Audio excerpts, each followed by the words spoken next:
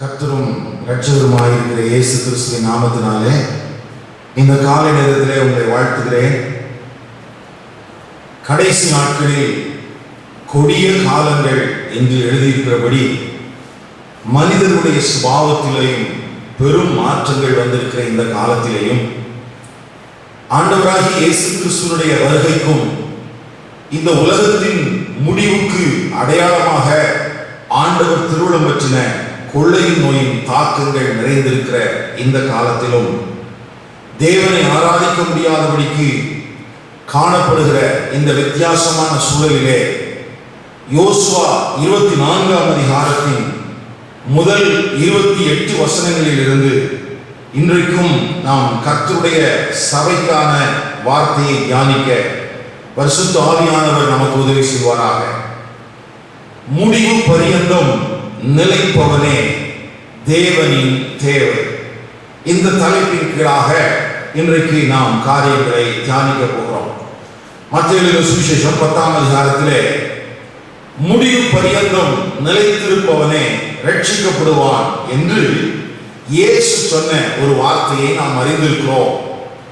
அங்கே உலகத்தின் முடிவு காலத்திலே தேவ சபைக்கு வரப்போகிற பாடுகளுக்கு மத்தியிலே உபத்திரவங்களுக்கு மத்தியிலே நிலைத்திருக்கிற ஒரு காரியத்தை குறித்து ஆண்டவராகிய இயேசு கிறிஸ்து அங்கே பேசியிருக்கிறார். ஒருவேளை அதே வார்த்தைக்கு ஒத்த ஒரு வார்த்தையே இந்த செய்திக்கு தலைப்பாக நான் பயன்படுத்தி இருந்தாலும் அந்த வார்த்தைக்கும் இதற்கும் சம்பந்தம் இல்லை. இங்கே நாம் தியானிக்க போகிற காரியத்தினுடைய அர்த்தம் என்னவென்றால், ஆண்டவராகிய தேவனால் முன்குறிக்கப்பட்டு அழைக்கப்பட்டு பரிசுத்தமாக்கப்பட்டிருக்கிற நம்முடைய வாழ்க்கையில எந்த நோக்கத்திற்காக அவர் நம்மை தெரிந்து கொண்டாரோ அழைத்தாரோ அந்த நோக்கத்தை நாம் நிறைவேற்றுகிறதிலே முடிவு பரியந்தம் உண்மையுள்ளவர்களாக முடிவு பரியந்தம் நிலைத்திருக்கிறவர்களாக இருக்க வேண்டும் என்கிற அந்த அடிப்படையிலே நாம் தியானிக்க கர்த்தருடைய ஆவியானவர் உதவி செய்வாராக. அதற்கு இங்கே இஸ்ரவேல் ஜனங்களுடைய வாழ்க்கையிலே ஆண்டவர் எதிர்பார்த்த உடன்படிக்கைக்கு உண்மையாயிருக்க வேண்டியதின் அவசியத்தை முன்னிறுத்தி ஆண்டவர் திரும்பவும் மோசேயின் மூலமாகவும் அடுத்தது யோசுவா என்கிற ஆவிக்குரிய தலைவன் மூலமாகவும் ஆண்டவர் செய்து கொண்ட அந்த உடன்படிக்கையின் புதுப்பிக்கப்படுதலை, உடன்படிக்கையை நினைவுபடுத்துகிற காரியங்களை குறித்து நாம் தியானிக்க கர்த்தருடைய ஆவியானவர் அனுகிரகம் பண்ணுவாராக. இந்த வார்த்தைகளை கேட்கிற நீங்கள் இந்த யோசுவா 24ஆம் அதிகாரத்தை இன்னமும் சரியாய் புரிந்து கொள்வதற்கு யோசுவா 22ஆம் அதிகாரம், 23ஆம் அதிகாரம், 24ஆம் அதிகாரம் இந்த 3 அதிகாரங்களையும் தொடர்ச்சியாக ஒரு முறை அல்லது உங்களுக்கு நேரம் இருக்கிறபடி வாசிக்க உங்களை அன்போடு கூட கேட்டுக்கொள்கிறேன். அது மாத்திரமல்ல, இந்த வார்த்தைகளை நாம் சரியாய் புரிந்து கொள்வதற்கு ஏற்கனவே நீங்கள் யோசுவா 24ஆம் அதிகாரத்திலிருந்து கேட்டிருக்கிற அல்லது தியானித்திருக்கிற அந்த காரியங்களை கொஞ்சம் உங்கள் மனதில் இருந்து தள்ளி வைத்துவிட்டு இந்த வார்த்தையை நீங்கள் கேட்கும் போது இந்த 24ஆம் அதிகாரம் பரிசுத்த ஆவியானவர் எந்த அடிப்படையிலே எழுதியிருக்கிறார் என்கிற காரியங்களை நாம் சரியாய் புரிந்து கொள்வதற்கு அது ஏதுவாக இருக்கும். ஆகவே இந்த 2 காரியங்களையும் செய்யும்படி உங்களை பட்சமாய் கேட்டுக்கொள்கிறேன். கவனியுங்கள். இஸ்ரவேல் ஜனங்கள் தேவனால் தெரிந்து கொள்ளப்பட்டு, தேவனால் விடுவிக்கப்பட்டு, தேவனால் வழிநடத்தப்பட்டு அவர்களுக்கான சத்துருக்களை எல்லாம் கர்த்தரே முன்னின்று அழித்து தேசத்தை பங்கீடு செய்து கொடுத்து இப்படி இத்தனை வேலைகளையும் ஆண்டவர் மோசேயின் மூலமாகவும் யோசுவாவின் மூலமாகவும் செய்திருந்த காரியங்களை தான் கடந்த நாளிலே நாம் தியானித்துக் கொண்டு வருகிறோம். இப்பொழுது தேசம் பங்கீடு செய்யப்பட்டு அவர்களுக்கான காரியங்கள் ஒதுக்கீடு செய்யப்பட்ட பின்பு அவர்கள் ஆண்டவர் எங்களை ஆசீர்வதித்து விட்டார், ஆண்டவர் எங்களுக்கு வாக்குத்தத்தமான ஒரு தேசத்தை தந்து விட்டார் என்று மனம் போன போக்கிலே வாழ்ந்து விடாதபடிக்கு ஆண்டவருடைய ஆசீர்வாதத்தை பெற்றுக்கொண்ட அவர்கள்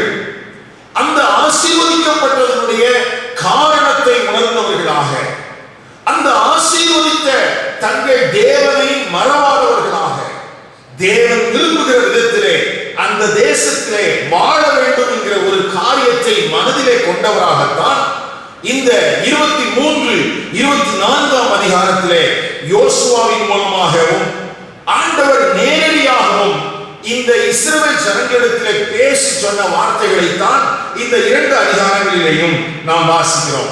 கவனியுங்கள், இந்த இஸ்ரவேல் ஜனங்களிடத்திலே ஆண்டவர் எதிர்பார்த்த காரியத்தை கடைசியாக ஒரு முறை யோசுவாவின் மூலமாக ஆண்டவர் நினைப்பூட்டி விட்டு அதற்கு அடையாளமான ஒரு கல்லை ஆண்டவர் அங்கே நாட்ட சொல்லி அதை காலம் முழுவதும் இஸ்ரவேல் ஜனங்களுக்கு ஒரு நினைப்பூட்டுதலான கல்லாக, ஒரு அடையாளமான கல்லாக வைத்துவிட்டு போக சொல்லும் அந்த காரியத்தை இந்த யோசுவாவின் மூலமாக ஆண்டவர் செய்திருக்கிறார்.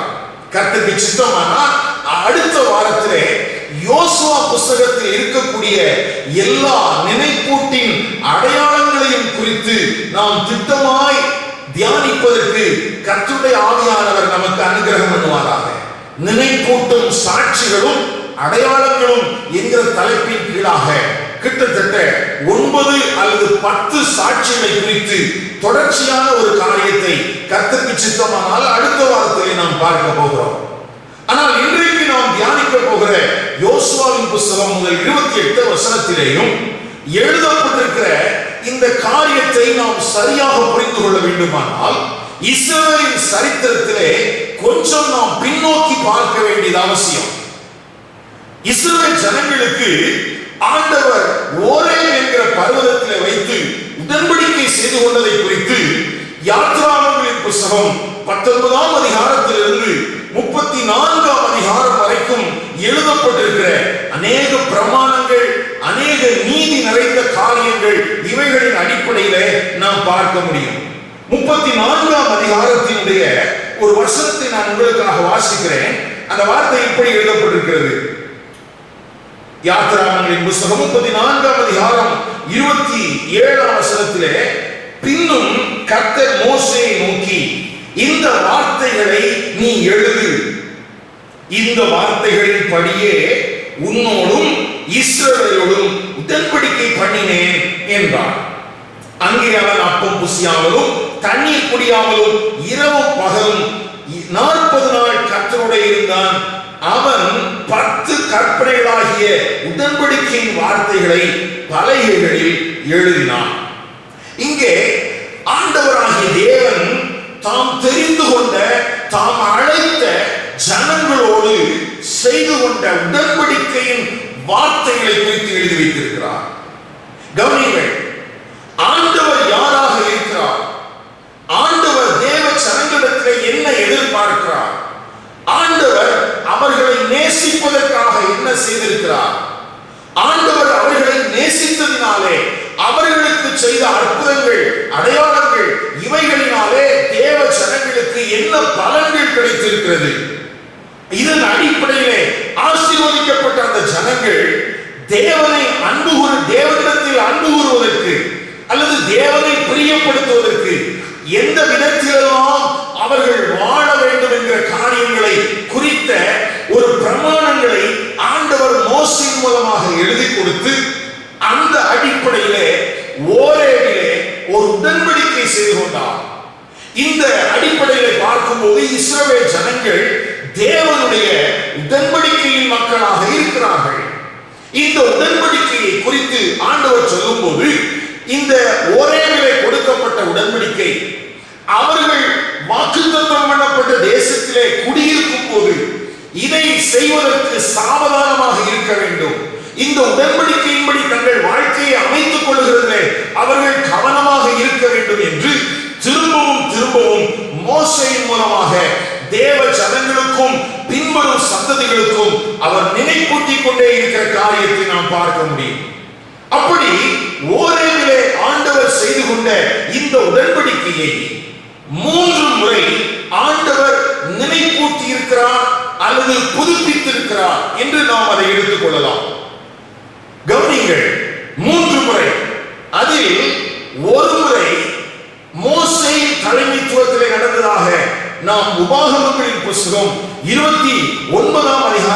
வாசிக்கிறோம். உங்களுடைய வேதாகமத்தை உபாகமங்களின் புத்தகம் 29ஆம் அதிகாரத்துக்கு நேராக திருப்பிக் கொள்ளுங்கள்.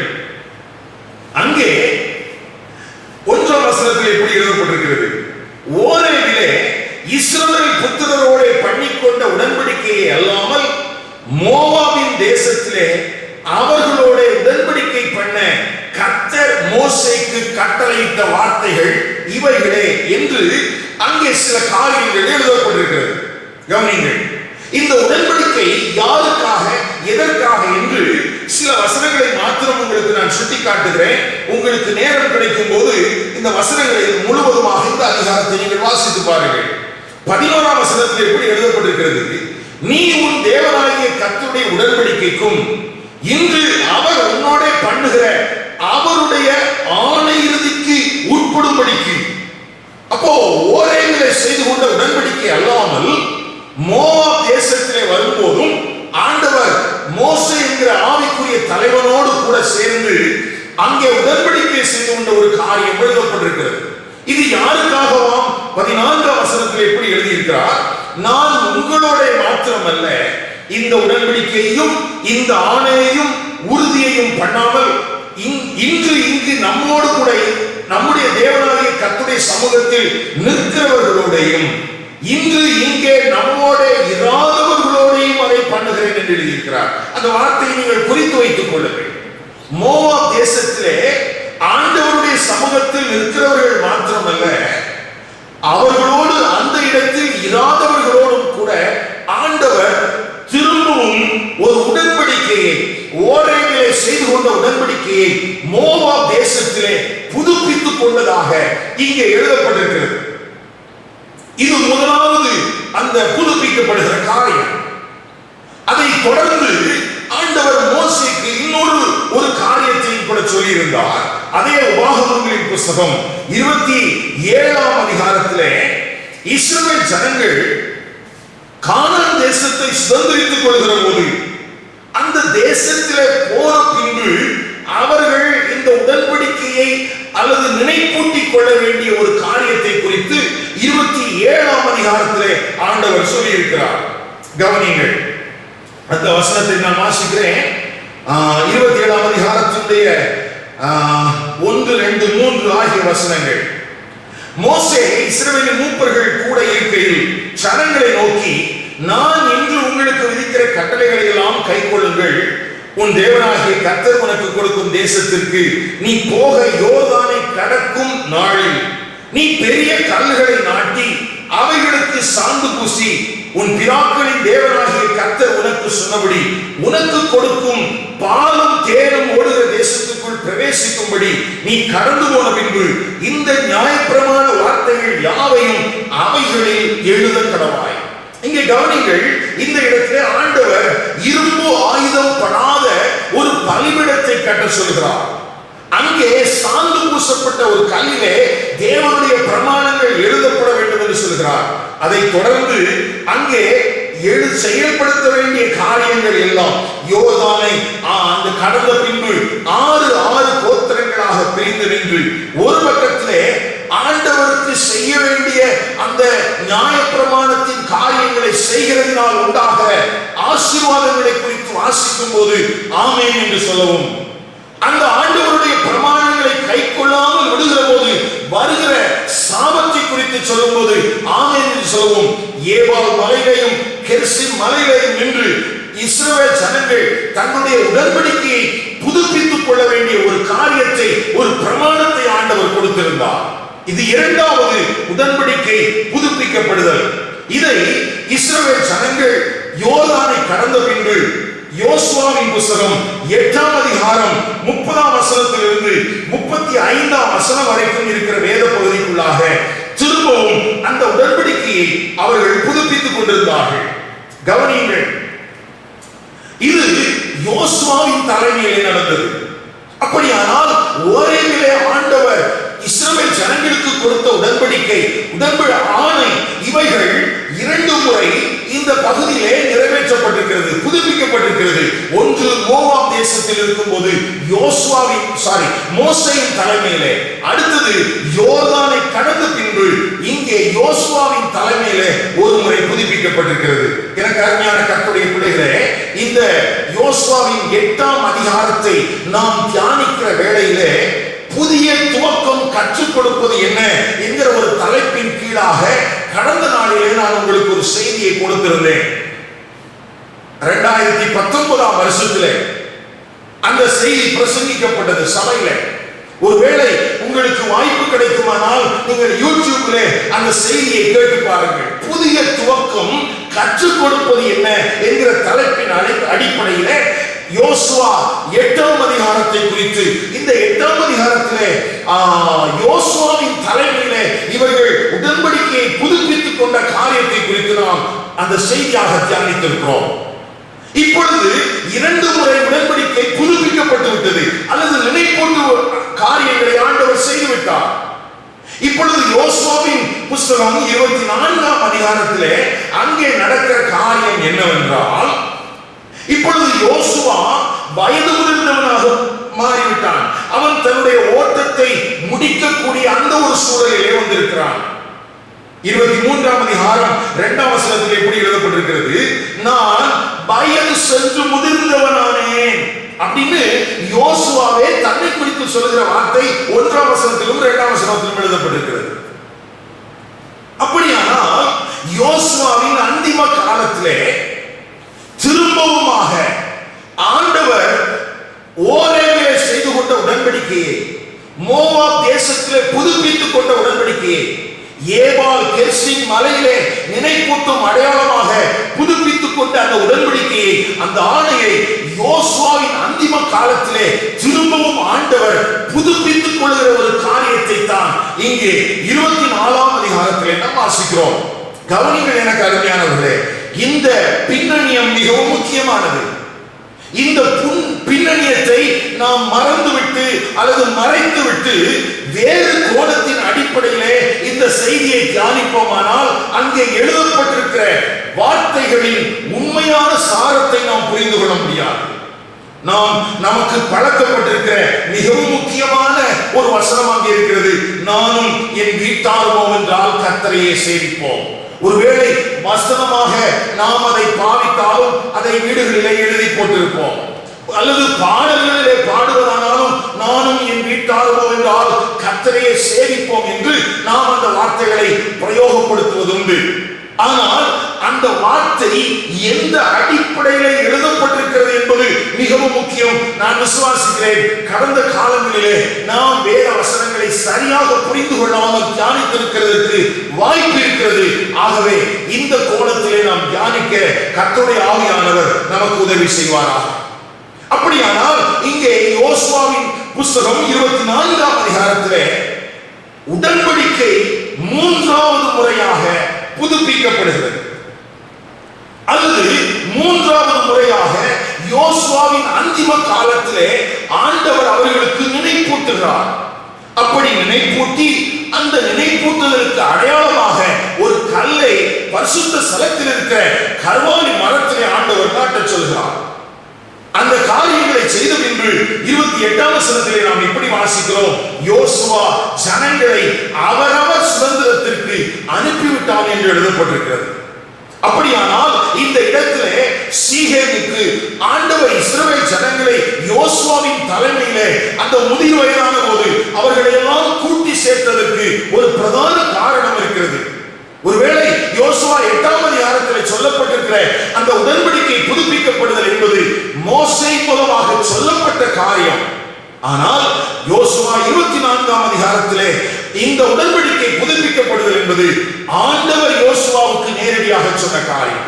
இந்த காரியங்களை நாம் குழப்பிக் கொள்ளாதபடிக்கு புரிந்து கொள்ள பரிசுத்த ஆவியானவர் நமக்கு அனுகிரகம் பண்ணுவாராக. கவனிங்கள், தன்னுடைய வயது முதிர்ந்த அந்திம காலத்திலே இந்த எழுதப்பட்ட வார்த்தைகளை குறித்து நாம் கவனமாயிருக்க கர்த்தர் நமக்கு அனுகிரகம் பண்ணுவாராக. இந்த வார்த்தைகளை புரிந்து கொள்வதற்கு 22ஆம் அதிகாரத்தையும் 24ஆம் அதிகாரத்தையும் நான் ஒப்பீடு செய்து உங்களுக்கு நான் விளக்க ஆண்டவர் எனக்குள்ளே அந்த காரியங்களை உணர்த்தி வைத்தார். யோசுவா 22ஆம் அதிகாரத்திலே பினெகாசின் தலைமையிலே யோர்தானுக்கு இக்கரையில இருக்கிற ஜனங்கள் வசமாக ஒரு கூட்டம் போகிறது. ஒரு குறிப்பிட்ட தலைவர்கள் போகிறார்கள். அவர்கள் போய் அங்கே சில காரியங்களை பேசுகிறார்கள். என்ன பேசுகிறார்கள்? நீங்கள் ஒரு பீடத்தை கட்டியிருக்கிறீர்கள், அந்த செய்தியை நாங்கள் கேள்விப்பட்டோம், அது பேயோரின் அக்கிரமத்துக்கு ஒப்பானது, அது சாபத்தினான ஆகாருடைய செயலை போன்றது, இது நீங்கள் கர்த்தரை பின்பற்றவில்லை, கர்த்தரை விட்டு விலகிவிட்டீர்கள் என்பதற்கு அடையாளமான ஒரு காரியமாக இருக்கிறது என்று அவர்கள் மேல் குற்றச்சாட்டுகளை சொல்கிறார்கள். அதை நாம் 22ஆம் அதிகாரம் 16ஆம் வசனத்திலிருந்து 20ஆம் வசனம் வரைக்கும் வாசிக்கிறோம். இதை கேட்ட மாத்திரத்திலே அந்த அங்கே இருக்கிற 2.5 கோத்திரத்தின் அந்த பிதாக்கள், அங்கே இருக்கிற யுத்தபுருஷர்கள் பதில் சொல்கிறார்கள். அது 21ஆம் வசனத்திலிருந்து 29ஆம் வசனம் வரைக்கும் எழுதப்பட்டிருக்கிறது. அப்போ ஒரு கான்வர்சேஷன் நடந்திருக்குது. பினெகாஸ் தலைமையிலே நடந்த அங்கே போயிருந்த அந்த குழுவினருக்கும் அங்கே இருந்த 2.5 கோத்திரத்தினுடைய அந்த பிதாக்களுக்குமான ஒரு உரையாடல். அதனுடைய முடிவாக அங்கே ஏற்கனவே அவர்களால் கட்டப்பட்டிருந்த ஏத் என்கிற பீடம், இவர்கள் கர்த்தருடைய பிள்ளைகள், இவர்களுடைய தேவன் கர்த்தர் என்பதற்கு சாட்சியாக அங்கே ஏத் என்கிற பலிபீடம் அங்கே அமைக்கப்பட்டிருக்கிறதாக வாசிக்கிறோம். 33ஆம் வசனம் 34ஆம் வசனத்திலே ஏத் என்கிற பலிபீடம் கர்த்தரே தேவன் என்பதற்கு சாட்சி. இப்பொழுது 24ஆம் அதிகாரத்துக்கு வாருங்கள். 24ஆம் அதிகாரத்திலே யோர்தானுக்கு இக்கரையில இருக்கிற 9 கோத்திர அந்த ஜனங்களிடத்திலே யோசுவா என்கிற ஆவிக்குரிய தலைவன் பேசுகிறார். இங்கேயும் பேசப்படுகிற காரியம் கிட்டத்தட்ட அந்த 22ஆம் அதிகாரத்தினுடைய அதே செயல்பாடுகளுக்கு ஒத்ததாக இருக்கிறது. ஆனால் இந்த 24ஆம் அதிகாரத்திலே நேரடியாக ஆண்டவரே யோசுவாவின் மூலமாக ஜனங்களிடத்திலே பேசுகிறார். 2ஆம் வசனத்திலிருந்து 13ஆம் வசனம் வரைக்கும் யோசுவாவின் மூலமாக கர்த்தரே பேசுகிறார். அந்த வார்த்தையை நான் உங்களுக்கு சொல்கிறேன். 2ஆம் வசனம் பாருங்கள். யோசுவா 24ஆம் அதிகாரம் 2ஆம் வசனம். அப்பொழுது யோசுவா சகல ஜனங்களையும் நோக்கி, இஸ்ரவேலின் தேவனாகிய கர்த்தர் சொல்கிறது என்னவென்றால், இப்போ 2ஆம் வசனத்திலிருந்து 13ஆம் வசனம் வரைக்கும் ஆண்டவர் உங்களுக்கு என்ன சொல்கிறார் என்று அங்கே யோசுவா பேச ஆரம்பிக்கிறார். இந்த வார்த்தைகள் மிகவும் முக்கியமானவைகள். ஏனென்றால் 23ஆம் அதிகாரத்திலே யோசுவா ஜனங்களிடத்திலே மூப்பரிடத்திலே நேரடியாக பேசுகிறார். அவருடைய இதயத்தில் இருக்கிறதை பேசுகிறார். ஆனால் இந்த இடத்திலே ஆண்டவர் ஜனங்களிடத்திலே என்ன பேச விரும்புகிறார் என்கிற காரியம் யோசுவாவின் மூலமாக சொல்லப்படுகிறது. அப்படியானால் இந்த வேத பகுதிக்குள்ள ஆண்டவர் என்ன சொல்ல விரும்புகிறார்? 4ஆம் வசனம் வரைக்கும் நான் இஸ்ரவேலை எப்படி தெரிந்து கொண்டேன் என்று ஆண்டவர் சொல்கிறார். கவனிங்கள், மிகவும் கவனிக்க வேண்டிய காரியம். இஸ்ரவேலே, உன்னை நான் எப்படி தெரிந்து கொண்டேன்? எப்படி தெரிந்து கொண்டாராம்? ஆபிரகாமை நான் அழைத்து கொண்டு வந்தேன், அவனை இந்த தேசத்தில் எல்லாம் சஞ்சரிக்க செய்தேன், அவனுடைய சந்ததியை நான் பெருக பண்ணினேன், அவனுக்கு நான் ஈசாக்கை கொடுத்தேன். ஈசாக்கு யாக்கோபையும் ஏசாவையும் அவர்கள் அங்க இருக்கிற மலை தேசத்துல எல்லாம் கொடுத்தேன். அவங்களுடைய பிள்ளைகள் எகிப்துக்கு போனாங்க. இப்போ இஸ்ரவேலின் சரித்திரத்தை ஆண்டவர் சொல்கிறார். அவருடைய முற்பிதாக்களை குறித்து ஆண்டவர் பேச ஆரம்பிக்கிறார். இஸ்ரவேலே, உன்னை நான் தெரிந்து கொண்ட விதம் எப்படிப்பட்டது புரிந்து கொள். இரண்டாவதாக 5ஆம் வசனத்திலிருந்து 7ஆம் வசனம் வரைக்கும் எகிப்துக்கு போன இஸ்ரவேல் புத்திரர்கள் எப்படி விடுவிக்கப்பட்டார்கள் என்று எழுதப்பட்டிருக்கிறது. எகிப்தியரை வாதித்து உங்களை நான் எகிப்திலிருந்து புறப்பட பண்ணினேன், சிவந்த சமுத்திரத்திலே அவர்கள் உங்களை பின்தொடர்ந்து வந்தார்கள், நானோ அவர்களை அழித்து போட்டேன். இப்போ ஆண்டவர் அவர்களை விடுவித்த விதத்தை குறித்து பேசுகிறார். 8ஆம் வசனத்திலிருந்து 10ஆம் வசனம் வரைக்கும் ஆண்டவர் இஸ்ரவேல் ஜனங்களை எப்படி வழிநடத்தி வந்தார் என்று எழுதப்பட்டிருக்கிறது. அங்கே எமோரியரின் தேசத்துக்கு கொண்டு வந்தேன், அங்கே யுத்தம் வந்தது, ஆனால் யுத்தத்திலே நான் உங்கள் பட்சமாய் நின்று அந்த சத்துருக்களை எல்லாம் அடித்து போட்டு உங்களுக்கு ஜெயத்தை கொடுத்தேன் அப்படின்னு சொல்றார். அடுத்தது, அங்கே தேவனின் குமாரனாகிய பீலையா உங்களை சபிப்பதற்கு எண்ணினான், ஆனால் நானோ உங்களை ஆசீர்வதித்தேன் என்று சொல்கிறார். இப்படி 8 முதல் 10 வசனங்களிலே இஸ்ரவேலை ஆண்டவர் வழிநடத்தின விதத்தை, வனாந்தரத்திலே அவர்கள் நடத்தப்பட்ட விதத்தை ஆண்டவர் நினைப்பூட்டி பேசுகிறார். 11ஆம் வசனத்திலேயும் 12ஆம் வசனத்திலேயும் ஆண்டவர் இந்த இஸ்ரவேலுக்கு விரோதமான சத்துருக்களை எப்படி அழித்து போட்டார் என்று எழுதியிருக்கிறார். அங்கே அவர் பேசுகிறார். இஸ்ரவேலின் சத்துருக்கள் அழிக்கப்பட்ட விதம். அடுத்தது கடைசியாக 13ஆம் வசனத்திலே நீங்கள் எப்படி இப்படிப்பட்ட ஒரு பண்படுத்தப்படாத ஆனால் ஒரு வாக்குத்தத்தம் பண்ணப்பட்ட தேசத்துக்குள்ளே நீங்கள் சுதந்திரித்திருக்கிறீர்கள், உங்களுக்கு எப்படி இந்த தேசம் பங்கீடு செய்யப்பட்டது என்பதை குறித்து எழுதியிருக்கிறார். கவனிங்கள். சொல்லிவிட்டு பலனையும் ஒலிவ தோப்புகளின் பலனையும் புசிக்கிறீர்கள் என்று என்றார். அங்க என்றார் போட்டிருக்கிறது பாருங்க. அப்போ இந்த 2ஆம் வசனத்திலிருந்து 13ஆம் வசனம் வரைக்கும் இஸ்ரவேல் ஜனங்களுக்கு யோசுவாவின் அந்திம காலத்திலே ஒரு நினைப்பூட்டுகிற காரியத்தை சொல்றார். நான் உன்னை எப்படி தெரிந்து கொண்டேன், எப்படி நான் உன்னை விடுவித்தேன், எப்படி உன்னை வழிநடத்தி கொண்டு வந்தேன், எப்படி உனக்கு விரோதமான சத்துருக்களை நான் அழித்து போட்டேன், எப்படி நீ குடியிருக்கிற தேசம் பங்கீடு செய்து உனக்கு கொடுக்கப்பட்டிருக்கிறது, இந்த தேசத்தினுடைய பலன்கள் என்ன அப்படின்னு சொல்லி ஆண்டவர் நினைப்பூட்டி சொல்கிறார். இதை தொடர்ந்து 14ஆம் வசனத்திலேயும் 15ஆம் வசனத்திலேயும் ஜனங்களை பார்த்து யோசுவா பேச ஆரம்பிக்கிறார். என்ன பேசுகிறார் பாருங்கள். ஆகையால். ஆகையால் என்பது இணைப்பு வார்த்தை. ஆண்டவர் உங்களை தெரிந்து கொண்டிருக்கிறார், ஆண்டவர் உங்களை விடுவித்திருக்கிறார், ஆண்டவர் உங்களை வழிநடத்தி இருக்கிறார், ஆண்டவர் உங்களை சத்துருக்களை அழித்திருக்கிறார், ஆண்டவர் உங்களை இந்த தேசத்திலே வைத்திருக்கிறார். ஆகையால் நீங்கள் கர்த்தருக்கு பயந்து அவரை உத்தமமும் உண்மையுமாய் சேவித்து உங்கள் பிதாக்கள் நதிக்கு அப்புறத்திலும் எகிப்திலும் சேவித்த தேவர்களை அகற்றிவிட்டு கர்த்தரை சேவியுங்கள். இப்போ அந்த உடன்படிக்கையினராக முதலாவது காரியத்தை யோசுவா செய்கிறார். அதை தொடர்ந்து எழுதப்பட்டிருக்கிறது. கர்த்தரை சேவிக்கிறது உங்களுக்கு உங்கள் பார்வைக்கு ஆகாததாய் கண்டால் பின்ன யாரை சேவிப்பீர்கள் என்று இன்று தெரிந்து கொள்ளுங்கள். நதிக்கு அப்புறத்தில் உங்கள் பிதாக்கள் சேவித்த தேவர்களை சேவிப்பீர்களோ, நீங்கள் வாசம் பண்ணுகிற தேசத்தின் குடிகளாகிய எமோரியரின் தேவர்களை சேவிப்பீர்களோ, அது வரைக்கும் அவங்ககிட்ட கேள்வி கேட்கிறார். 14ஆம் வசனம் 15ஆம் வசனம் கவனிங்க.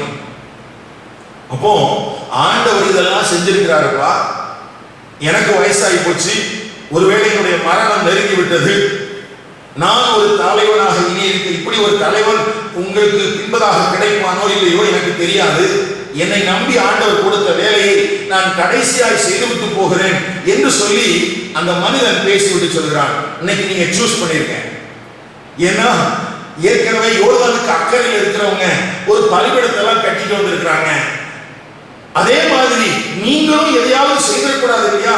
அதனால ஒண்ணு ஆண்டவருக்கு பயந்து அவரை உண்மையாய் சேவிப்பதற்கு இன்றைக்கு ஒரு தீர்மானம் பண்ணுங்க, இன்றைக்கு ஒரு முடிவு பண்ணுங்க.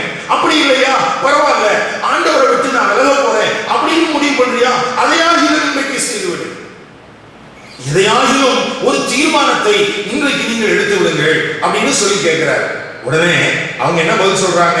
15ஆம் வசனத்தினுடைய பின்பகுதியிலிருந்து 16, 17, 18ஆம் வசனம் வரைக்கும் சொல்றாங்க.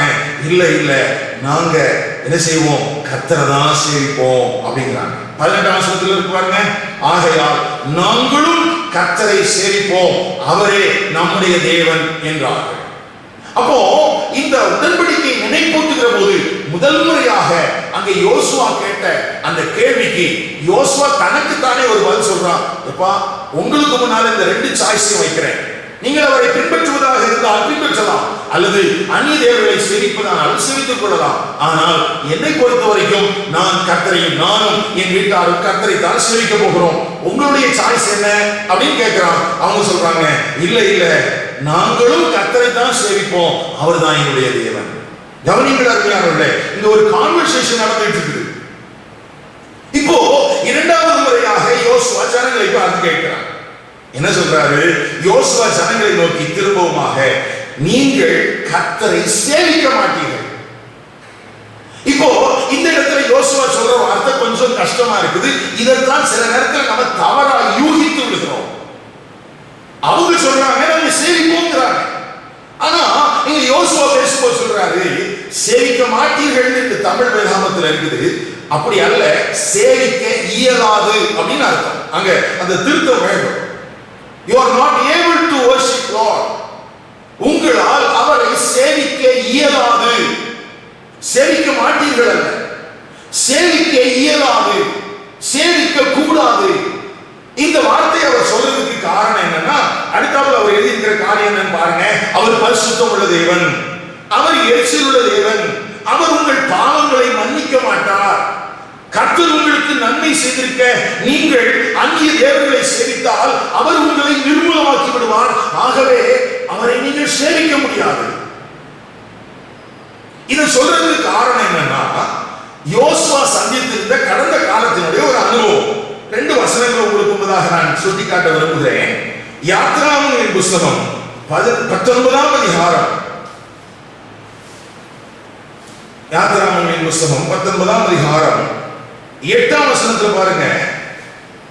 அதற்கு ஜனங்கள் எல்லாரும் ஏகமாய் கர்த்தர் சொன்னவைகளெல்லாம் செய்வோம் என்று பிரதியுத்தரம் சொன்னார்கள். ஜனங்கள் சொன்ன வார்த்தைகளை மோசே கர்த்தரிடத்தில் தெரிவித்தார். முதல் முறை ஆண்டவர் ஓரேவிலே உடன்படிக்கை செய்து கொண்ட போது அந்த உடன்படிக்கையை மோசே வந்து சொல்றான். உடனே சொல்றாங்க, எப்படி யோசுவாட்ட சொன்னாங்களோ அதே மாதிரிதான் மோசேட்ட சொன்னாங்க, அப்படியே செய்வோம் அப்படின்னா. ஆனா நமக்கு நல்லா தெரியும், மோசே கிட்ட சொன்ன மாதிரியோ இல்ல ஆண்டவர்கிட்ட உடன்படிக்கை பண்ணின மாதிரியோ இஸ்ரவேல் ஜனங்கள் தொடர்ந்து என்ன செய்யல. அவங்க விக்கிரகங்களை செய்கிறவர்களாகவும் விக்கிரகங்களை சேவிக்கிறவர்களாகவும் மாறிக்கொண்டிருந்தார்கள். அப்போ திரும்ப எழுதப்பட்டிருக்கிற ஒரு வார்த்தை எப்படி எழுதப்பட்டிருக்குது? யாத்ராகமங்களின் புஸ்தகம் 23ஆம் அதிகாரத்துல 21ஆம் வசனம். அவர் சமூகத்தில் எச்சரிக்கையாயிருந்து அவர் வாக்குக்கு செவிகொடு, அவரை கோபப்படுத்தாதே, உங்கள் துரோகங்களை அவர் பொறுப்பதில்லை, என் நாமம் அவர் உள்ளத்தில் இருக்கிறது. அல்ல கவனிங்க, இந்த இடத்துல அங்க சொல்லப்பட்டிருக்கிறது என்ன? ஐயா, நீ உடன்படிக்கை பண்ணி கொண்டிருக்கிறாய், ஆனால் நீ பண்ணிக்கொண்ட உடன்படிக்கையில மாறி மாறி வருவாயானால், கீழ்ப்படியாமல் போவாயானால் அது அவரை கோபப்படுத்தும். அவர் அந்த துரோகத்தை பொறுத்துக் கொள்ள மாட்டார். அவர் உனக்கு அந்த குற்றங்களை மன்னிக்க மாட்டார். அவர் உனக்கு பனிஷ்மெண்ட் கொடுத்துருவாரு அப்படின்னு சொல்லி இந்த முதலாவது உடன்படிக்கையின் காலம், நான் ஏற்கனவே சொன்னேன் 19ஆம் அதிகாரத்திலிருந்து 34ஆம் அதிகாரம் வரைக்கும், அதைத்தான் நினைப்பூட்டுகிறான் இங்கே 3வது முறையாக. அப்போ கடந்த காலத்தின் அனுபவங்களை வைத்துக் கொண்டு இந்த யோசுவா என்கிற முதிர்ந்த ஆவிக்குரிய தலைவன் சொல்கிறான், ஐயா நீங்க சொல்றீங்க கர்த்தர் தான் சேவிப்போன்னு சொல்றீங்க, அவர்தான் நம்முடைய தேவன் சொல்றீங்க, ஆனா அவரை உங்களால சேவிக்க இயலாது. உணர்ச்சி வசப்பட்டு ஏதோ ஆண்டவர் உனக்கு அற்புதம் செய்து விட்டார், உன்னுடைய வாழ்க்கையில ஒரு நன்மையை செய்து விட்டார் என்பதற்காக ஐயோ ஊழியக்காரனை என்ன சொல்லுவாங்களோ, சுவிசேஷத்தை அறிவித்தவர்கள் என்ன சொல்லுவாங்களோ அப்படின்னு நினைச்சிட்டு நீ உண்மையை ஒத்துக்கிறார். இப்படி எல்லாம் ஏமாந்துறாத. நீ நினைக்கிற மாதிரி அது எளிதான காரியம் அல்ல. நம்ம சுவிசேஷத்துல அப்பெல்லாம் சொல்றது இல்லை பாருங்க. ஆனா இங்க யோசுவா தெளிவா சொல்றான், ஏய் நான் கர்த்தரை பின்பற்றுறேங்கிறதுக்காக நீயும் பின்பற்றிட முடியாது. ஏனென்றால் அவர் பரிசுத்தம் உள்ள தேவன், அவர் எரிச்சல் உள்ள தேவன். உன்னுடைய அநியாயங்களை அவர் பொறுத்துக் கொள்ள மாட்டார், அவர் உன்னை தண்டிச்சிருவாரு. இப்ப நீ என்ன சொல்ல விரும்புற அப்படின்னு கேட்கிறாரு. உடனே 21ஆம் வசனத்துல ஜனங்கள் சொல்றாங்க, ஜனங்கள் யோசுவாவை நோக்கி, அப்படி அல்ல, நாங்கள் கர்த்தரையே சேவிப்போம். கவனிங்கள், இந்த 2வது முறையும் உடன்படிக்கை யோசுவாவுக்கு முன்னதாக உறுதி செய்யப்படுகிறது. அவங்க சொல்றாங்க, அப்படி இல்லை, எங்களால முடியும், நாங்க கர்த்தரை சேவிப்போம். எனக்கு அருமையான கர்த்தருடைய பிள்ளைகளே, இந்த வசனங்களை எல்லாம் நம்ம கோர்வையா இந்த கான்வர்சேஷன் அடிப்படையில புரிஞ்சுட்டாதான் அங்க என்ன நடந்தது அப்படிங்கறது யூகிக்க முடியும் பாருங்க. அப்போ யோசுவா என்ற ஆவிக்குரிய தலைவன் சொல்றாங்க, அவர் சேவிக்கிறது கொஞ்சம் கஷ்டம். நீங்க இப்படிதான் ஏற்கனவே முன்பிதாக்கள் என்ன சொன்னாங்க, நாங்க செய்யறோம்னு சொன்னாங்க, நான் அதை பார்த்துக்கிட்டு இருந்தேன். மோசே சொன்னாங்க, மோசே தேவன் சொன்னான். ஆனா 32ஆம் அதிகாரத்துல அங்கே யோசுவா ஆரோனுடைய தலைமையில ஒரு கண்ணுக்குட்டிய செய்து அவங்க வழிபட்டுட்டாங்க. இப்ப உடன்படிக்கையை உடைச்சு போட்டதுனால 3000 பேருக்கு செத்து போயிட்டாங்க. அங்க அவர் பரிசுத்தமுள்ள தேவனாக இருந்தார், அவர் எரிச்சலுள்ள தேவனாக இருந்தார், அவர்களுக்கு ஒரு பெரிய நியாய தீர்ப்பை செஞ்சுட்டாரு. அதனால உடன்படிக்கை பண்ணிக்கொள்வது சரி, ஆனா அவருடைய முற்பிதாக்கள் வனாந்திரத்தில் அழிக்கப்பட்டது போல நீங்கள் வனாந்திரத்தில் அழிக்கப்பட்டு விட அப்படிலாம் ஒண்ணும் இல்லை, நாங்க கர்த்தரை சேவிப்போம்.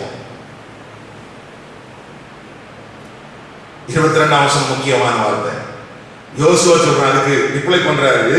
அப்பொழுது யோசுவா ஜனங்களை நோக்கி, கர்த்தரை சேவிக்கும்படி நீங்கள் அவரை தெரிந்து கொண்டதற்கு நீங்களே உங்களுக்கு சாட்சிகள். கவனிங்கள் எனக்கு அருமையானவர்களே, இந்த வார்த்தையெல்லாம் நம்ம மறந்துட்டோம் அல்லது இதெல்லாம் நம்ம கவனிக்கிறதே இல்லை.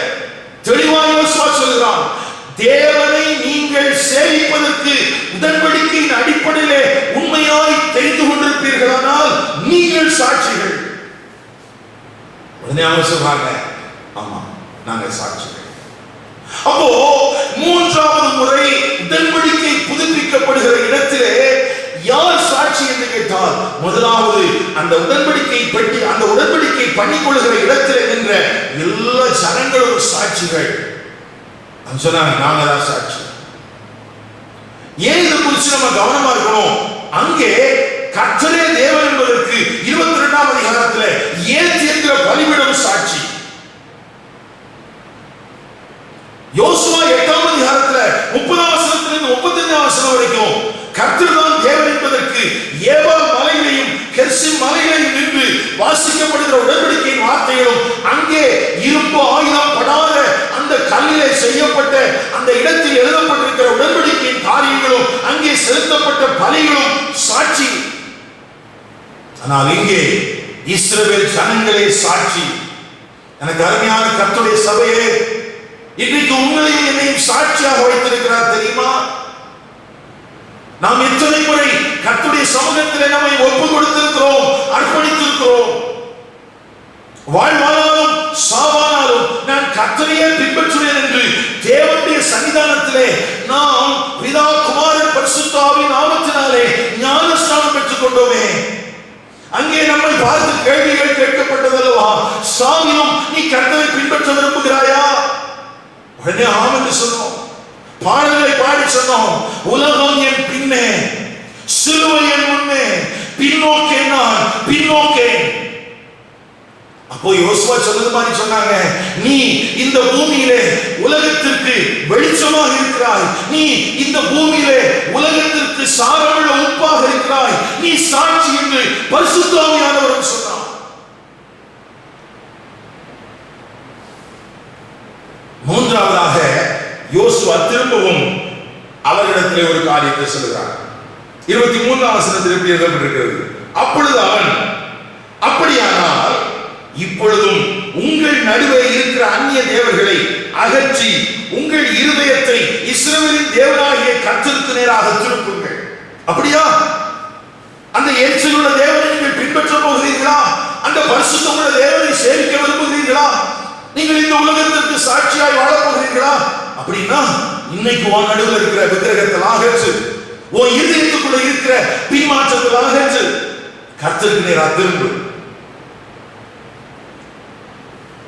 உடனே அவங்க சொல்றாங்க 24ஆம் வசனத்துல, ஜனங்கள் யோசுவாவை நோக்கி, நம்முடைய தேவனாகிய கர்த்தரையே சேவித்து அவருடைய சத்தத்துக்கே நாங்கள் கீழ்ப்படிவோம். எனக்கு அருமையான கர்த்தருடைய பிள்ளையே, இந்த இடத்துல யோசுவாவின் தலைமையில இந்த உடன்படிக்கை புதுப்பிக்கப்படும் போது தேவ ஜனங்கள் எப்படி தங்களை தேவனுக்கு கீழ்ப்படிவோம் என்றும் தேவனுடைய சத்தத்துக்கே நாங்கள் கீழ்ப்படிந்து நடப்போம் என்றும் அவர் ஒருவரையே பணிந்து கொள்வோம் என்றும் அதற்கு நாங்கள் சாட்சிகள் என்றும் அறிக்கையிட்டார்களோ, அப்படி போல இந்த வார்த்தைகளை கேட்கிற எனக்கு அன்பான திருச்சபை மக்கள், எத்தனை முறை தேவனுடைய சமூகத்திலே நீங்கள் சாட்சியிட்டீர்கள்?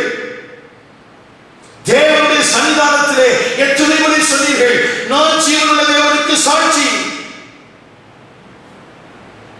ஆனால் உங்கள் இருதயத்தில் இருக்கிற விக்கிரகத்தை அகற்றினீர்களா? உங்கள் இருதயத்துக்குள்ள இருக்கிற அந்நிய தேவர்களை அகற்றினீர்களா?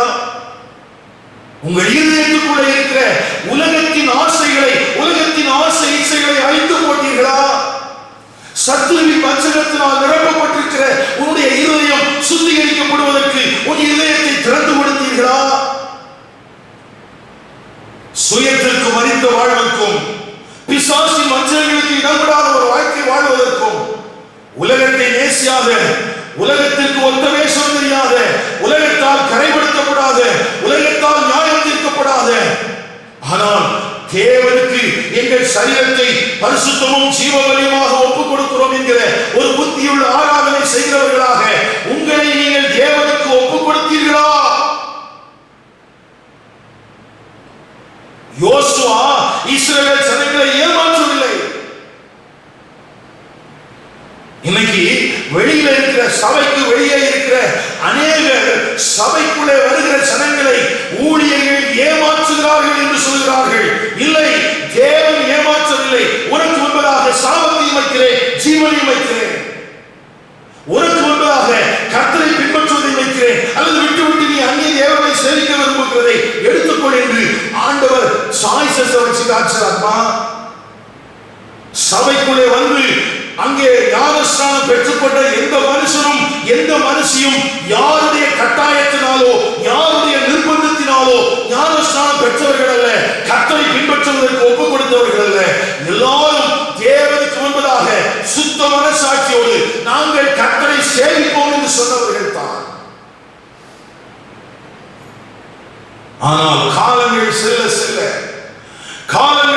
செல்ல தங்களுடைய வாழ்க்கையிலே தேவனுடைய சமூகத்திலே எப்படி ஓரேவிலே செய்து கொண்ட உடன்படிக்கையின் சாராம்சத்தை மறந்த ஜனங்கள் மோசே வர தாமதித்த போது, காரியங்கள் வர தாமதித்த போது கன்றுக்குட்டிகளை உண்டாக்கினார்களோ அப்படி போல ஓரே பருவத்திலே கர்த்தருடைய சத்தத்துக்கு கீழ்ப்படிவோம், அவரோடு உடன்படிக்கை செய்து கொண்டிருக்கிறோம் என்று சொன்ன தேவ ஜனங்கள் தங்கள் வாழ்க்கையிலே சில நன்மைகள் தாமதமாகும் போது, சில ஆசீர்வாதங்கள் தாமதமாகும் போது கன்றுக்குட்டிகளை உண்டாக்கி தங்கள் இருதயத்தை வெளிப்படுத்த ஆரம்பித்து விட்டார்கள்.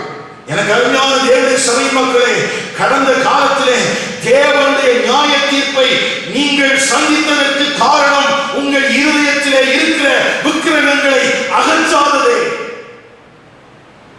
முழு இருதயத்தோடு முழு ஆத்மாவோடு அவரிடத்தில் அன்பு கூறுவதற்கு தேவனிடத்தில் நீ உடன்படிக்கை செய்திருந்தும் அதன்படி நீ வாழாததினால், அவர் பரிசுத்தமுள்ள தேவனாய் இருக்கிறதினால், அவர் எரிச்சலுள்ள தேவனாய் இருக்கிறதினால், அவரை பின்பற்றுவது கடினம் என்று உனக்கு சொல்லப்பட்ட போதும் நீ இல்லை கர்த்தரை நான் சேவிப்பேன் என்று உடன்படிக்கையில் கையெழுத்திட்டு கொடுத்ததினால்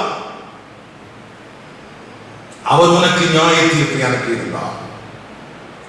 இன்றைக்கும் இந்த வார்த்தைகள் உனக்கு பிரசங்கிக்கப்படுவதற்கு காரணம், அப்படி போன்ற ஒரு நியாய தீர்ப்பை நீ சந்தித்து விடக்கூடாது என்பதற்காக 3000 பேர் மரித்து விட்டதை மனதிலே வைத்திருக்கிறவன் யோசுவா. அவனுக்கு தெரியும் அந்த காட்சிகள். அங்கே பாளையத்திலே வந்த கூக்குரலின் சத்தத்தை கேட்டவன் யோசுவா. அதை தொடர்ந்து தேவனுடைய சமூகத்திலிருந்து பெற்றுக்கொண்டு வந்த கற்பனைகளை உடைத்ததை பார்த்தவன் யோசுவா.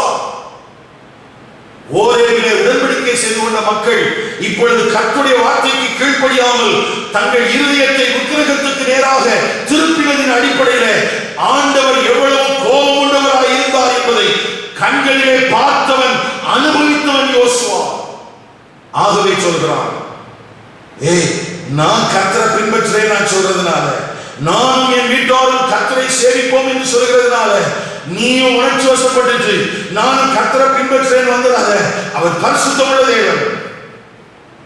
எனக்கு அருமையான கர்த்தருடைய ஊழியக்காரர்களே, ஆட்களை சேர்க்கிறேன் என்று சொல்லி நீங்கள் தவறான விதத்திலே ஆட்களை சேர்ப்பீர்களானால் நீங்கள் குற்றவாளிகளாக இருப்பீர்கள்.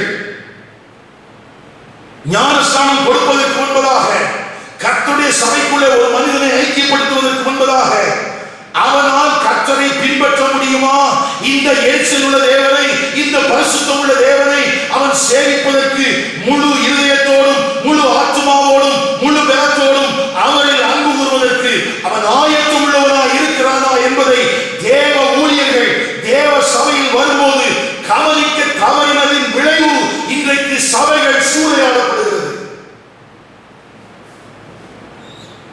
அநேக நேரத்தில் அநேக ஊழியர்கள் விழுந்து போவதற்கும் காரணம் இப்படி தேவனை சேவிப்பதற்கு முழு இருதயத்தோடு தங்களை அர்ப்பணியாதவர்களை தங்களோடு வைத்துக் கொண்டு தனக்கு வருமானம், தனக்கு வயிற்று பிழைப்பு என்று ஊழியத்தை கருதுவதனாலே இன்றைக்கு தேவனுடைய நாமம் தூசிக்கப்படுகிறது.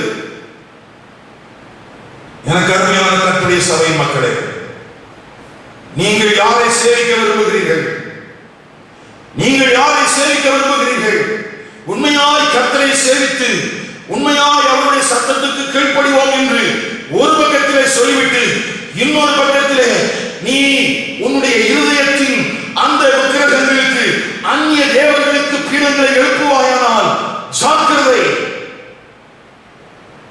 ஒருவேளை உலகத்தின் முடிவுக்கும் கிறிஸ்துவினுடைய வருகைக்கும் அடையாளமாய் இன்றைக்கு இருக்கிற கொள்ளை நோய் தேவ ஜனங்களை கொள்ளை கொண்டு போகாதபடிக்கு எச்சரிக்கையாயிருங்கள். இப்போ இந்த உடன்படிக்கைக்கு அடையாளமாக முதலாவது சாட்சி அந்த இடத்துல இருந்த ஜனங்கள் அவங்க சொன்னாங்க, ஆமா நாங்க சாட்சி. அப்போ அந்த உடன்படிக்கை பண்ணிக்கொண்ட ஜனங்கள் எல்லாம் அந்த தேசத்தில் இருக்கும் போது அவர்கள் எல்லாரும் உடன்படிக்கைக்கு அடையாளமான சாட்சிகள். அதை தொடர்ந்து இன்னொரு சாட்சி எழுதப்பட்டிருக்கிறது 25ஆம் வசனத்திலிருந்து. அந்தபடி யோசுவா அந்நாளில் சீகேமிலே ஜனங்களோட உடன்படிக்கை பண்ணி, அந்த வார்த்தையை நீங்கள் உடன்படிக்கை பண்ணி அவர்களுக்கு அதை பிரமாணமும் நியாயமுமாக ஏற்படுத்தினார். இது பிரமாணம். 3 கேள்விகளுக்கான பதில்கள். அந்த பிரமாணம் அங்கே எழுதப்படுகிறது. இந்த வார்த்தைகளை யோசுவா தேவனுடைய நியாயப்பிரமாண புஸ்தகத்தில் எழுதினான்.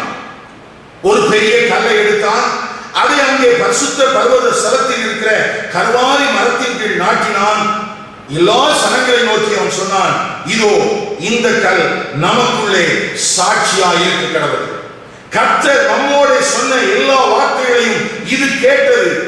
நீங்கள் தேவனுக்கு விரோதமாய் பொய் சொல்லாதபடிக்கு இது உங்களுக்கு சாட்சியாக இருக்க கடவுள் என்று சொல்லி யோசுவா ஜனங்களை அவரவருடைய சுதந்திரத்துக்கு அனுப்பிவிட்டான். எனக்கு அருமையான கர்த்தருடைய பிள்ளைகளே, இரண்டாவது சாட்சி அங்கே பரிசுத்த ஸ்தலத்தில் இருக்கிற கர்வாலி மரத்தின் கீழ் நாட்டப்பட்ட நியாயப்பிரமாணம் எழுதப்பட்ட கல். அப்போ இது ஒரு கான்ஸ்டன்ட் ரிமைண்டர். யோசுவா மரித்து அடக்கம் பண்ணப்பட்டாலும் மோசே இல்லாத காலத்தில், யோசுவா இல்லாத காலத்தில் தேவனோடு உடன்படிக்கை பண்ணிக்கொண்ட ஆபிரகாமின் சந்ததியார் வாழ வேண்டிய விதம் அங்கே நினைப்பூட்டுதலாக வைக்கப்பட்டிருக்கிறது.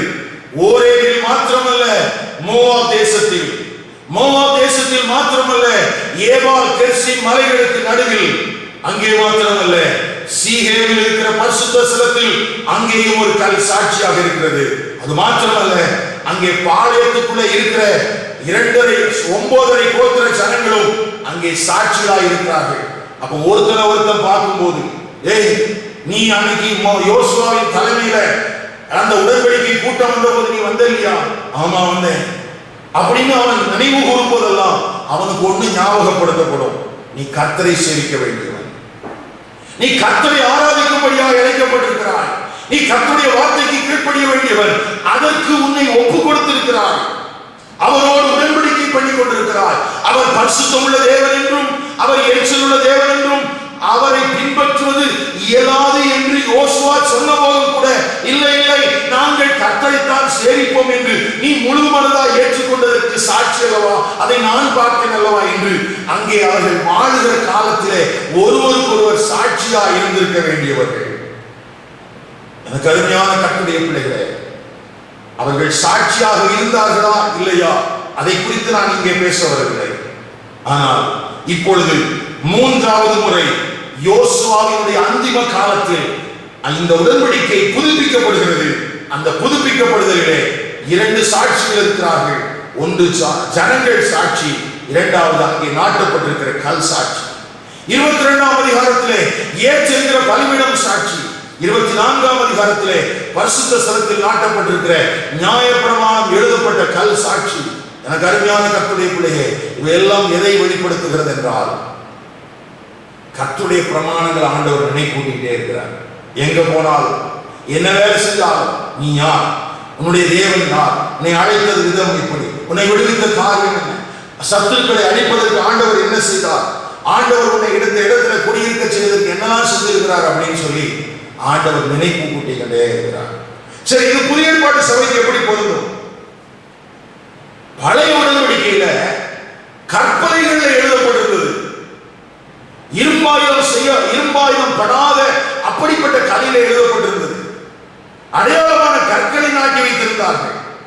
ஆனால் புதிய உடன்படிக்கையிலோ மனிதர்களுடைய இருதயங்களில் தேவனுடைய பிரமாணங்கள் எழுதப்பட்டிருக்கிறதாக நாம் வாசிக்கிறோம்.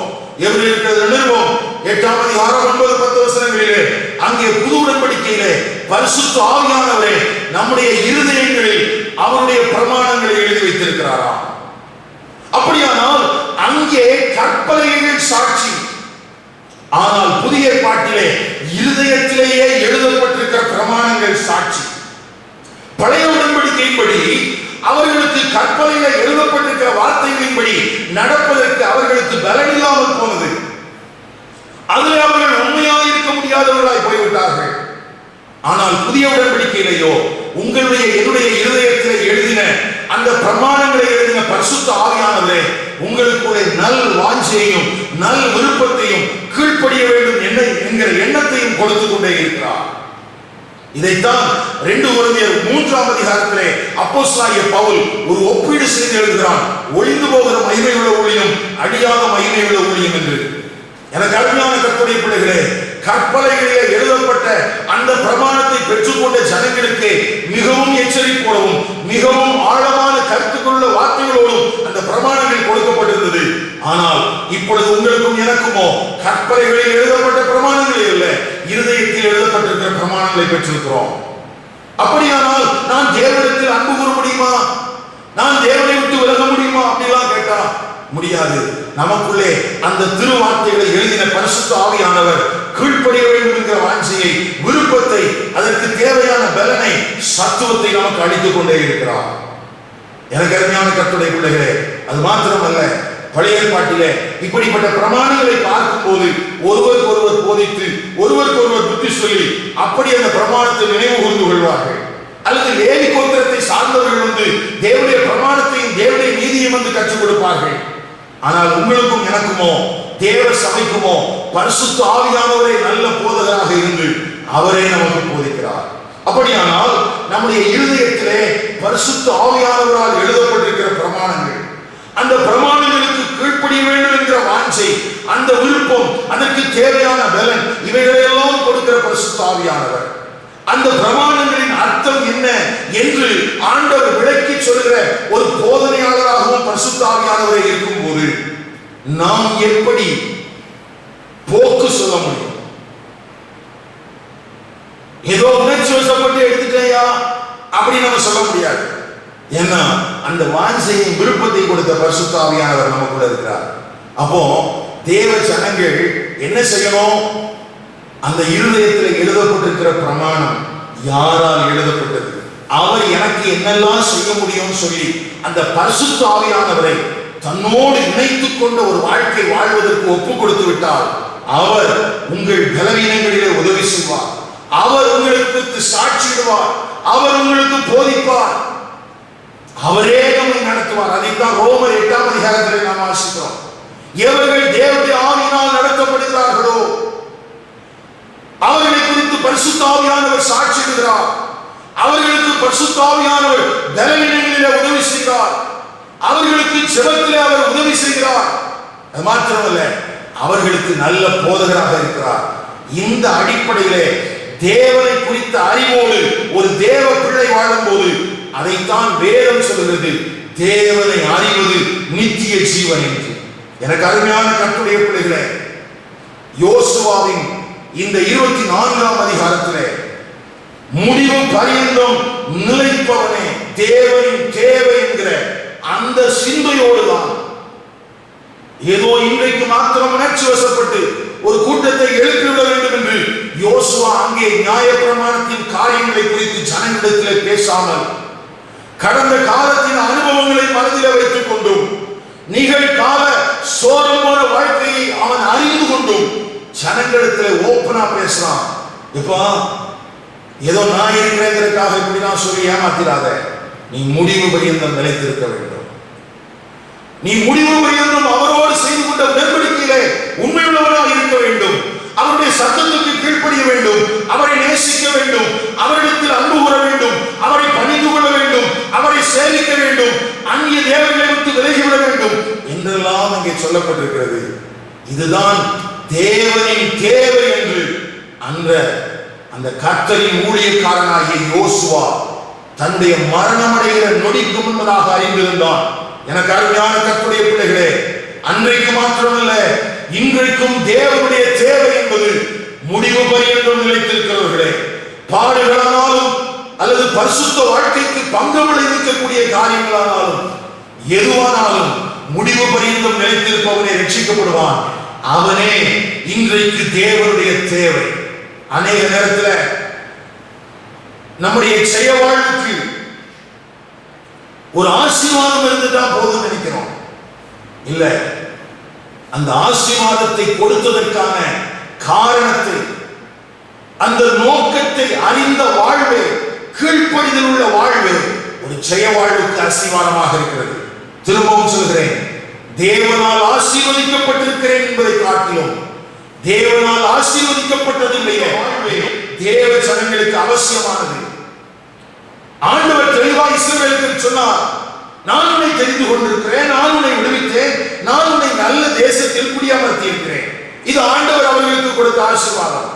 அதோடு முடிந்து விடவில்லை. அந்த ஆசீர்வாதங்களை பெற்றுக் கொண்டவர்கள் தங்கள் மேல் இருக்கிற தேவ நோக்கத்தை அறிந்திருக்க வேண்டும். என்ன தேவ நோக்கம்? முழு இதயத்தோடும் முழு ஆத்மாவோடும் முழு பலத்தோடும் தேவனிடத்தில் அன்பு கூற வேண்டும். உன்னிடத்தில் நீ எப்படி அன்பு கூறுகிறாயோ அப்படியே நீ பிறனிடத்திலும் அன்பு கூற வேண்டும். இந்த இரண்டு பிரமாணங்களுக்குள்ளாக முழு நியாய பிரமாணம் அடங்கி இருக்கிறதாம். தேவனோடு நல்ல உறவும் ஐக்கியமும், தேவ ஜனங்களோடு உறவும் ஐக்கியமும். இதுதான் ஐயா தேவ நோக்கம்.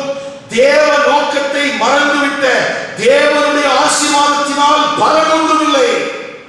இந்த கால நேரத்திலே இந்த வார்த்தைகளை கேட்கிற உங்களுடைய வாழ்க்கையிலே தேவனுடைய ஆசீர்வாதங்களை பெற்றும் தேவ நோக்கத்தை மறந்த வாழ்க்கை வாழ்வாயானால் நீ மறந்து விடாதே, அவர் எரிச்சல் உள்ள தேவன். தேவனுடைய ஆசீர்வாதத்தை பெற்றிருந்தும் தேவ நோக்கத்தை நிறைவேற்றுவதில்லை நீங்கள் கவனமாக இருப்பீர்களானால் நீங்கள் ஒன்றை நினைத்துக் கொள்ளுங்கள், அவர் 1000 தலைமுறை மட்டும் இரக்கம் செய்கிற தேவனாக இருக்கிறார். ஆண்டுடைய சமூகத்தில் நம்மை ஒப்புக் கொடுப்போம், ஜெபிப்போம்.